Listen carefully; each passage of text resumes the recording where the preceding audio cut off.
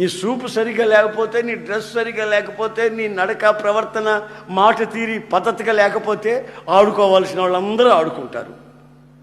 నాతో ఒక అమ్మాయి చెప్పింది, అన్నయ్య నా కొరకు ప్రార్థన చేయి. 2 నెలల నుంచి అన్నయ్య ఒక అబ్బాయి నన్ను ఎంబడిస్తున్నాడు అన్నయ్య, ఎంబడిస్తున్నాడు అన్నయ్య, ప్రార్థన చేయాలి. 2 నెలల నుంచి నేను అన్నాను, ఒక్కరోజు అట్లా ఎంబడించానుకో, రాయ్ ఎవడా నువ్వు, ఏమనుకున్నావురా,